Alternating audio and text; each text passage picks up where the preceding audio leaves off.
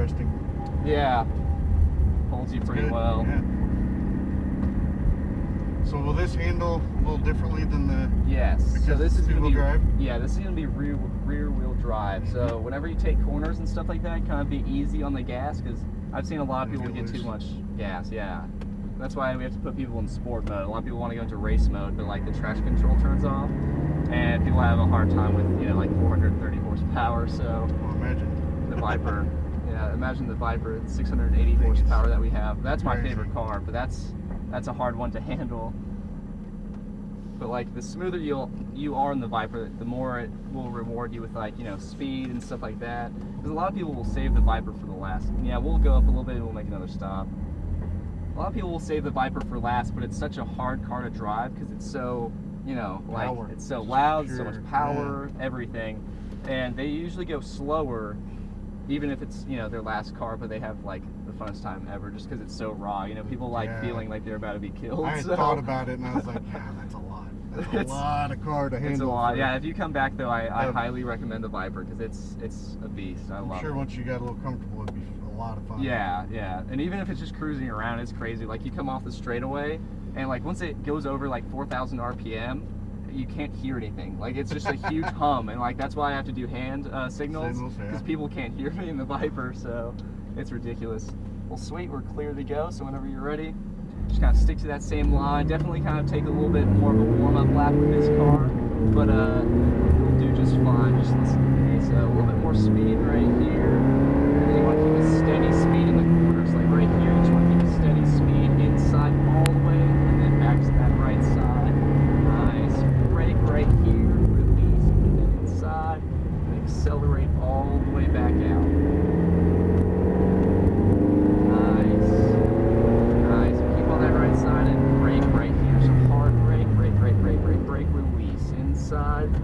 And accelerate right here all the way out, and it likes to lug a little bit there, so if you want a little bit more power you can always hit that left downshift right there. So right here, steady speed, it's just inside and then straight over. Nice. Right side, and then brake right here, brake, release outside.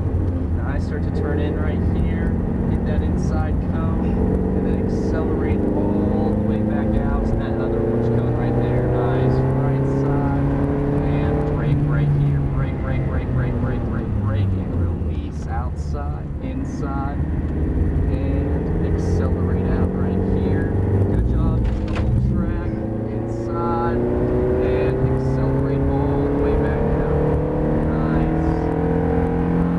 Brake right here, hard brake, and inside. Yeah, get a little bit more brake. I'll tell you when to release the brakes.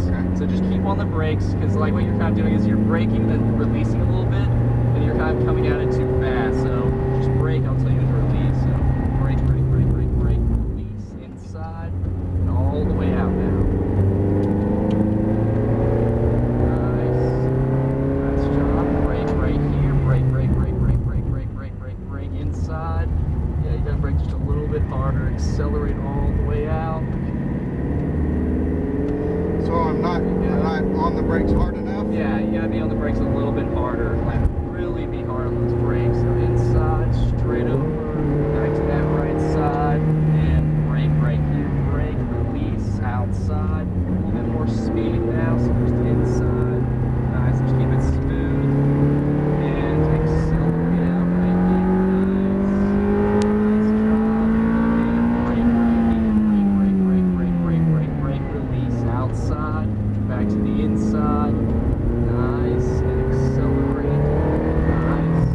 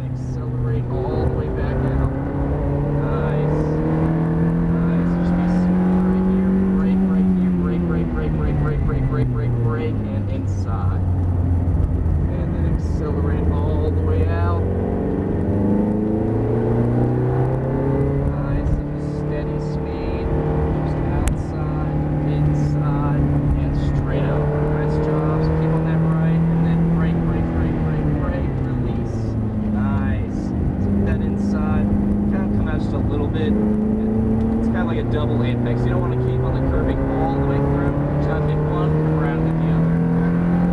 And brake right here, hard brake, brake, brake, brake, release outside, back to that inside, so steady speed.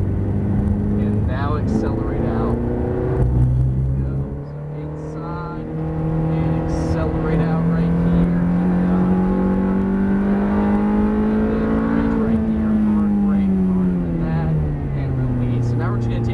Lap. I just gave you one extra lap to cool down those brakes and everything like that. So that was a pretty good lap, and I wanted you to finish that. So thank you. Yeah, definitely. See, there's just a few things like right here. Whenever you take this right, you're still kind of turning and braking at the same time. So you want to be dead straight whenever you brake. Right so at brake, those, right? Yep, and then inside right there. So that's all it is. It's hard to do it with every corner. You know, it's simple saying it, just brake, turn, accelerate, but it's hard whenever you're coming up on a corner like. I feel like I need to do the next thing. Yeah, exactly. But so you about on this line here? Yep. Say release, yeah, point there. Start to turn to that inside. And then one thing is like you don't have to release once you get to those yellow cones. What I say is like brake a little bit earlier, give you some a little bit of room, so you can just keep on that steady speed once you take the corner. Because a lot of people like to brake all the way to the yellow cones, and that kind of slows them down a little bit more. So brake a little bit more before the cones. Whenever you release, you'll be at a good speed, and you can just take the corner. It's like, you know, the pros and stuff, they'll brake as hard as they can, you know, super, super late, but we're not doing that here. You know, you want to keep a smooth, steady speed through the corners. Like, you're good. And you can come out just a little bit and then back in. I got you. Yeah. And you did it once and it was like perfect. Yeah, if you keep doing that, that'll be perfect. You do it well through here. And you just brake right here. So brake, brake, brake, release, and then outside. You want to keep a steady speed because you seem to be accelerating a little bit, and that's why it's pushing you out a little bit more. Too early right there. Right? Yeah. Okay. And it looks like you can take it at that speed, but the thing is it gets tighter and tighter. So like a lot of people, you can just go through there and go back to the clubhouse. But a lot of people like to get on it just a little bit earlier there, but they don't really realize it's getting tighter and tighter, and that's why either some people will get sideways or some people kind of push out a little bit further than they should. But I mean, seriously, for your first time, you're doing just fine. These are like really small details I'm like kind of coaching you about, but you got the whole basics down when it comes to the cones and everything like that. But yeah, I'm definitely getting on it too early there. It feels like you should. Yeah, exactly. That's the crazy thing about the 1.3. That the track we were just on, like, it's not meant for racing. You know, there's no places to pass on that track. It's meant for, you know, the driver and the car and consistency. And like every corner has such a crazy personality, you know, crazy characteristics and stuff like that. Whereas like wider tracks like this, I mean, these corners, you know, and they're still crazy, but like nothing like the 1.3. 1.3 is definitely a little bit more difficult, but that's definitely a little bit more dangerous because you know you're taking you're taking corners at like 80 miles an hour. If you mess up or you're not smooth with the corner, you're going right off. So awesome job. And then same thing.